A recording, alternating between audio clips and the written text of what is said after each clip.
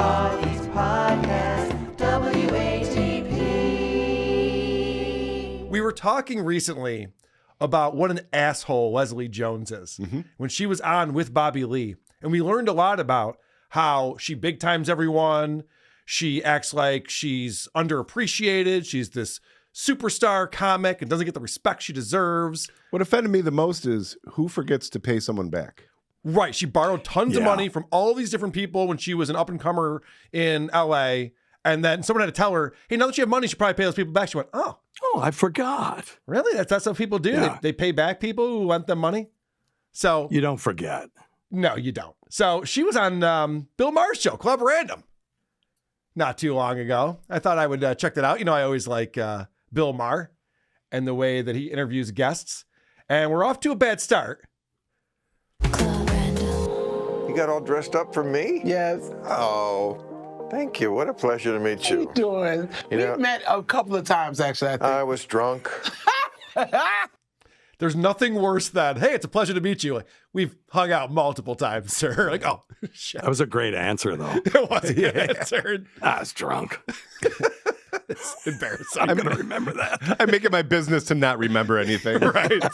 Oh, that was you? Oh, I thought it was a different 7-foot tall black woman. It was way too obnoxious.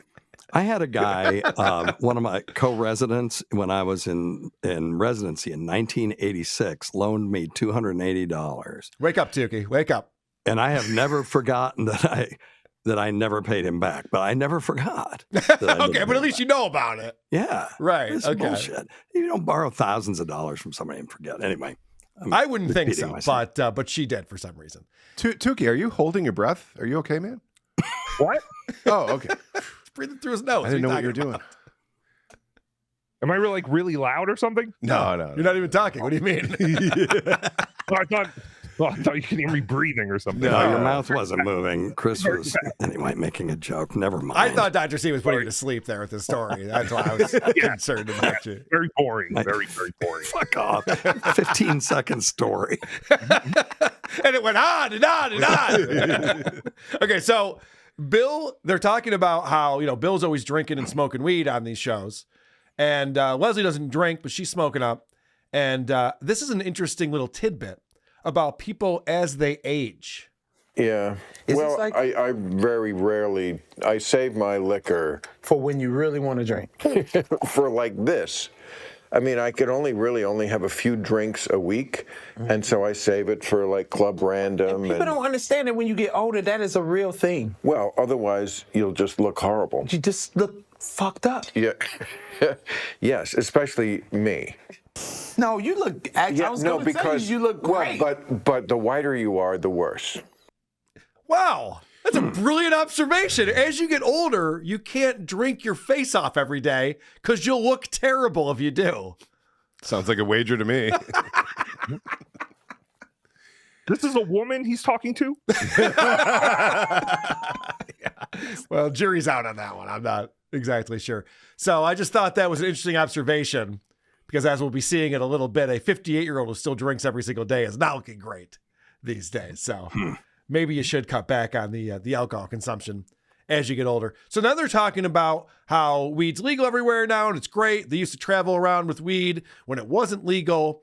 And Leslie tells an anecdote about a time she got busted in Canada with weed. I got caught in Canada with weed before. In the security line. What? Oh. On my birthday, cause Oh. no, dude, the day That would before be- 9/11. Oh. Could you believe that happened on her birthday? Birthday? I can't believe it, that she would get busted for weed in Canada on her birthday like that. It's depressing. Birthday. It's brutal. Birthday. Yeah, and Bill seems so concerned. He's like, oh, yeah. I know. He's lighting up. Excuse me while I do it right there. All right. So Bill Maher's talking about some old movie that he hates, that people like and he thinks sucks. And he's got a pretty good line here, and it gets nothing from Leslie. I mean, my view was I could swallow a can of Kodak and puke up a better movie. This... She's just like, yep. Swallow a can of Kodak and puke up a better movie. Kodak does make you puke. I thought that was pretty good. What do I know? All right. So this is great because there's a a subplot to this episode. There's a spider.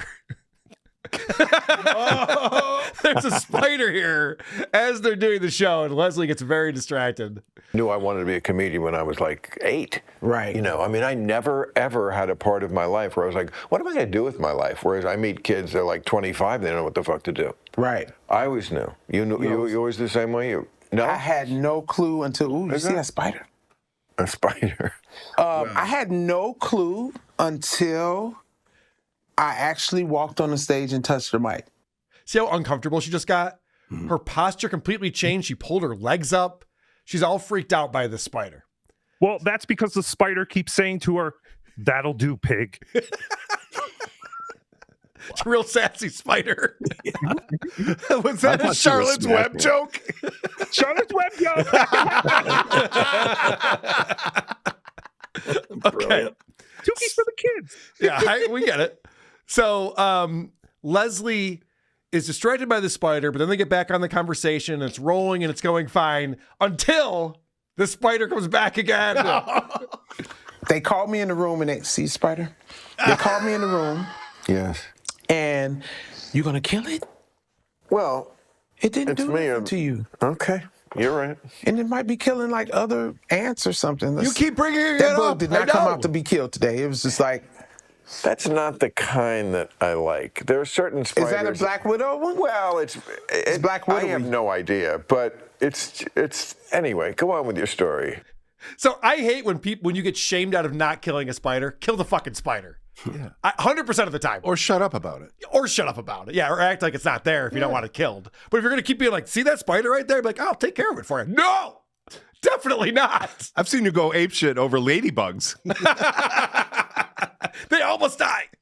She immediately went right to the Black Widow. Oh, it's got to be a Black Widow. Right. Is that what you want to kill? A Black Widow? Mhm. Okay. Never brown recluse. So let's get back to how naturally funny Leslie Jones is. She's one of these comics who tells the story about first getting up on stage. And she was reluctant, but all of her friends are telling her how funny she is. She has to go up on stage. So she does with no material. She just gets up on stage, and you won't believe it, she was incredible. For me, it was more of like, oh, I was funny? Oh, I thought that I was saying funny stuff, but I didn't know people actually was laughing at what I said. And for her to be like, yo, no, like, you're funny, like, you need to get on stage. And when I got on stage, I'm telling you, it just felt like all of it came, it was like, poop, poop, poop, poop, poop, poop. And I was like, oh, shit. Oh, a comedian. I'm going to be a comedian. Because I always be like, oh, I'm going to be an actress that's going to play Whoopi Goldberg. That's what I thought. Whoopi or Donkey Kong, sure. So it's amazing that she's not funny now, but somehow 40 years ago, she was killing it on stage. Mm-hmm. Was that stage the top of the Empire State Building? Hard to tell. Hard to know these things. All right. So when she was hired by SNL, she was originally hired as a writer. And then the first time she got on camera, they let her do a bit on Weekend Update. And spoiler, she was amazing. When they gave me that update, the update was just like doing stand-up, but just sitting down. I was like, this shit, that's easy. You want me to do this? This is like fucking taking candy from a baby. You know, the first update, they was like, you were nervous. And I was like, bitch, I just was doing stand-up. Taking candy from a baby? Yeah, I'm not sure what the analogy is there, but apparently she was so comfortable because she's so funny and naturally gifted at stand-up that she could easily just go on Weekend Update and crush it for the first time. And so Bill Maher is intrigued by this, and he says, what was the bit that you did? What is this amazing bit that you crushed with? Because I don't remember. Because no one knows, but she's going to explain what the bit was.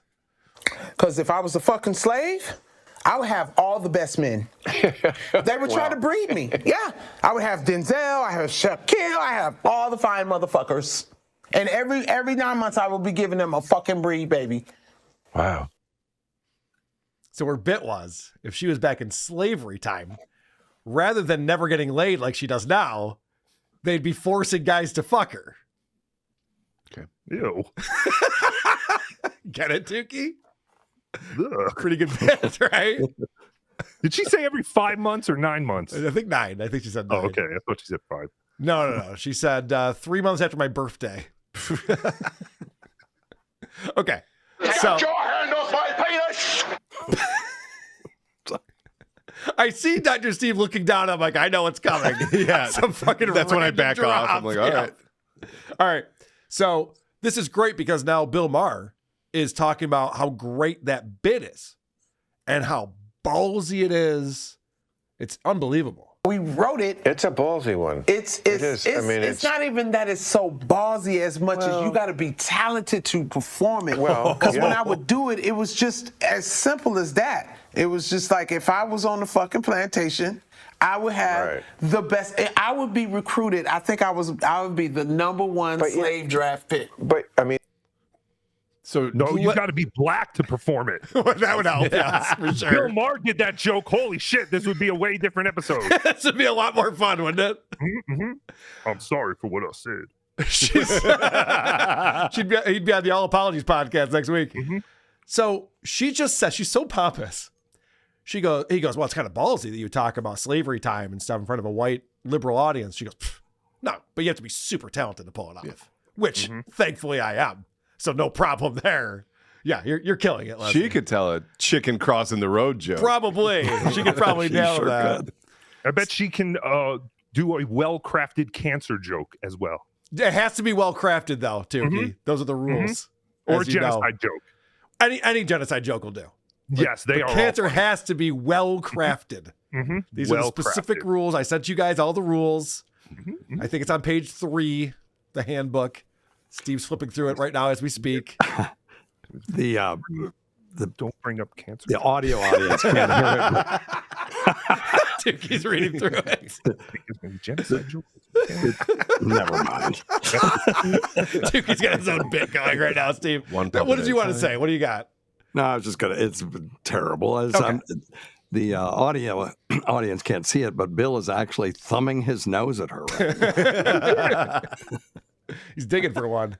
So now we're talking about how that joke does very well at white clubs, which Bill Maher was surprised by because he would think that white people would be uptight about that. But she says, no, actually, the black people are uptight about the joke about me being on the plantation and then the other guys fucking me in order to get me pregnant for more baby slaves that would grow up to be giant black people that would then do the things the slaves do on the plantation. You following me? Yeah. Okay. So all of this is hilarious. It's all brilliant. All of it's crushing. And so she's talking about how this crushes it at white clubs. because it's funny. The black people would get mad at me. No, I'll tell you this. Listen, They would? When I do that joke, I would do that in white clubs. I'm telling you, that shit would, crush. Because I would come out, I was Now like, I'm the that's #1. interesting. I'm the #1 slave draft pick. I'm going to Arkansas, Nebraska, trying to get me. It was just like the whole joke was an intricate thing. In L.A.? In L.A., I would do it at the parlor all the time, at Jay Davis show, all the time. It would rip because it was a genius joke. That was a genius joke. Oh my God. That crushed everywhere she went. Wow. This is escalating quickly. Yeah. I get the sense that she's getting more and more confident as Bill Maher compliments her. So it started as like, yeah, I was pretty comfortable on SNL doing this bit. I've been doing it for a while. And now, Bill Maher's like, well, that's pretty ballsy. Oh, you don't even know. It's fucking amazing. It crushes everywhere I go. I'm so good at it. Everyone loves the fuck out of it. It's amazing. But she has to explain it to black people because they don't get the joke. No, I didn't call black women. I said that if I was on a plantation, I would be breeded because I am a Mandingo, and I would have all the best men that come. That's what I said. The fuck, like, and what pissed me off, I told people, I said, if the joke is so fucking genius, you should be proud that I even wrote a joke like that. Right. She's telling black people they should be proud of her for writing such a genius joke. She has done a service to her race with that joke. Why is you disrespecting us, queen? Why is you disrespecting us with that joke? This is the craziest shit. We got to get Leslie Jones on this show. I just want to wind her up. She's the Yeah. Black Jimmy John. Yeah, all you have to do is compliment her, and then she's just like, yeah, no, I'm the greatest ever of all time, for sure. Yeah, this is different than Bobby Lee, though, who's just laughing nervously and completely afraid. Oh, yeah, very Bill different. Maher's like intrigued. Yeah. Like genuinely. Yeah, and like- he's a bit stoned and drunk. Yeah, yeah. So there's also that. He's like, oh, that would happen. And she's okay with just taking over and talking about how Yeah, great he doesn't she have is. to do anything. Yeah. But didn't she just like restructure that comment that one broadcaster made years ago and got Yeah, lambasted for? Oh, Jimmy the Greek. basically. Yeah, Jimmy the Greek. Sorry, I Right. couldn't think of his name. She just took what he said and just made it, I'm a big black lady. You don't think it's a genius joke? 'Cause you just told us it's a genius joke, Tookie. Are you not paying attention? Get on board. Come on. Oh, Tookie's very stupid. She's such a genius. She has to explain how smart she is. Of what, like you're surprised to see a black woman be smarter than what the fuck that you see some of these other women do? Oh, I'm so sorry that I'm not just talking about dick. Well, it's kind of about dick. I mean, when it boils down to it, that joke is kind of about dick. Her dick? It starts with the premise of, I'm not getting laid, but 200 years ago, I'd be fucking all the hot guys. Yeah. So she's thinking of fucking. That's how the joke started. That's how it started in her head. So then she starts talking about how, this is obviously brilliant and genius material, George Carlin-esque. But she says that when she started, her goal was to do just dick jokes. But not just any dick jokes, producer Chris. Okay. In fact, I believe the term dick jokes is kind of synonymous with hack comedy.